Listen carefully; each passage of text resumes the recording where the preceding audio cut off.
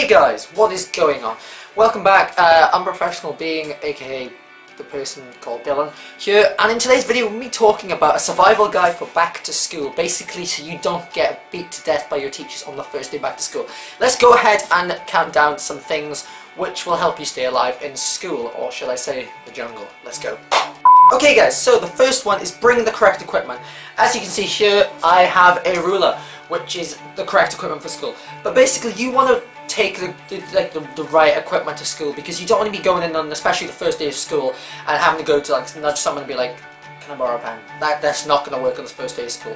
Especially if a teacher, if you say to a teacher, Miss, I do not have a pen or a pencil on the first day of school, they're going to look at you and they're going to hate you for the rest of the year. So do not do that on the first day. If you don't have a pen, literally just don't do any work. It's better to do no work than asking a teacher for a pen on the first day back to school. So that is definitely, do not do that. The second one is quite common, but if you're a dude especially, just try not to fart in class, because that's one of those things that it's just not good for the entire mentality of the class. If you do that, there's most likely it's going to start a big argument and everyone's going to be blaming each other, and then eventually some kid is just going to get chosen to be the culprit and they're just going to beat him to death. So try not to fart in class. The third one is kind of obvious, but don't be a dick to people. It's one of those things, especially on the first day back to school. If you're going to go back to school and you want to make a nice positive vibe for the rest of the year, just be cool, play things cool, be nice to people and try to help out. If you don't like someone, just ignore them completely and walk off. But try not to get on the bad side of people, especially in the first week or the first month of school, because that's just going to leave a bad a vibe around you for the rest of the year. And so try not to make too many mistakes with social mistakes, try not to create a name for yourself as something stupid which will last for the rest of the year, because you don't want that happening and they might even carry on further. The next one is don't argue back to teachers. It's kind of obvious, but I mean, especially if you're growing up. I'm in my last year now, I'm going into year 11, so I'll be going to college next year. So last year of school, you kind of chilled about it all. But if you're going into year 9, year 8, or the different ages, if you're 13, between the age of 12 to 14, especially if you're in your first year of high school comprehensive, don't argue back to teachers, especially not on the first day of school. Just take the row, try to be cool about it, because if you do argue back, it's going to give the teacher a reason to hate you for the rest of the year, and that's really not a good thing, because I just found out when I was in year 8 or year 9, French teacher, not cool. She's pretty big as well. She's very, very huge in size, and she hated me. I'm not sure if she just wanted to eat me, but she hated me for the year. I'm not going to name any names because I did not want to be getting kicked out of school in my last year. But she hated me, and I don't know why, and she made me sit next to this girl who I hated also. It was a really annoying girl. But anyway, in French was just the hell less of me. So I loved French up until then, and then I hated it, and then I was crap at French and I never took it again. So that's one thing you don't do. If you do enjoy a subject or you're good at a subject and you have a teacher you don't like, try to stay on the good side of them, because otherwise, if you don't like the teacher, you don't like the subject. That's how it works. It's chemistry, they just don't work well together. So try to stay on the good side of a teacher and you'll continue to enjoy the subject. Next one is, if you're trying to listen to music in class or chew gum, be inconspicuous about it. Try not to get yourself caught, because you just don't want to have to keep getting up, put your gum in the bin, take your earphones out. I will show you a tactic which works for headphones. So if you have a pair of earphones, and me and my friends listen to music quite a lot, and I did kind of do this little, it's like a little strategy, I guess, not to get caught. And how it works, I have to untangle these first, and it's going to be very annoying. But basically, if you want to listen to music in class while doing your work, of course only use one headphone, and my school's pretty strict about earphones and stuff, and phones, so with your uniform it kind of stands out, and I know most schools in America don't have uniform, but with your earphones, once I untangle these, okay, once you've untangled your earphones, unless you're one of those kids who have a pair of zip-up earphones, can go to hell. But once you've untangled your earphones, basically stick them up your top or down your top. Up your top, through your top like that, so they're hanging out over there just like most people do. And then what you can do is, if you have a polo shirt on, or a shirt with buttons, and you have a jumper on top, you put them inside your jumper, or up through your polo shirt. The button, you want to take one of them, leave one hanging down inside your top so you can't see it.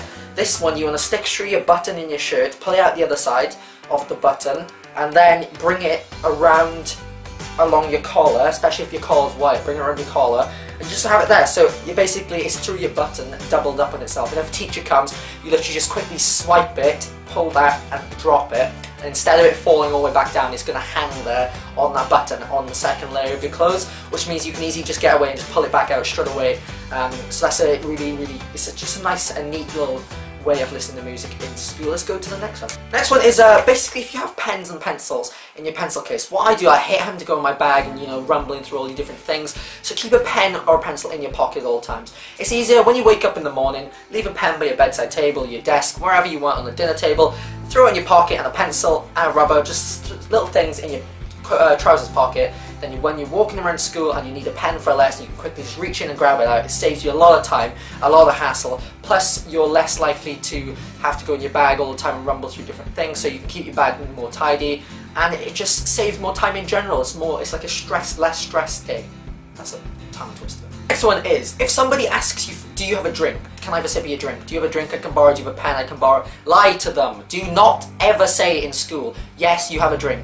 Don't give people a sip of your drink, because they'll most likely either drink it all or leave you with some sort of Ebola in there. But lie to people, especially, I know it sounds bad, but you just gotta do it. It's one of those things, you have to do it in school. Someone says, do you have a pen I can borrow? No, sorry, this is the only pen. That's like the thing I say. Most people say that. No, I only have one pen. I only have one pencil, one pen, one pencil. And then you look in your pencil case and there's like a million brand new pens. But that's one thing. If you give pens and stuff out to people, be prepared of not getting them back, or getting them back broken, or something happening. You know, forgetting about asking for them. It's just one of those things, especially in the lessons, that you forget. So try not to lend stuff to people. Try to lie to people. That's basically another way to live in school and not die. The next one, if you have homework especially, at least attempt it. Like, don't just not leave a blank page. Either attempt it and write a bunch of wrong answers on the page so you can show them you've done something, which will give them some sort of hope that you're not some lazy piece of person. But yeah, attempt your homework, and even if you just literally write random answers down for maths or English, just write a random sentence, steal it off the internet. As long as you have something on paper, it's better than nothing.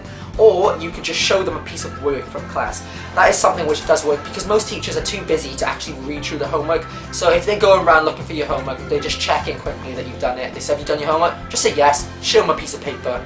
If they say well, that's wrong, then just say, well, I tried my best, and it's all cool. You won't get detention for not doing your homework. Next one is, if you haven't done your homework, pre-plan excuses.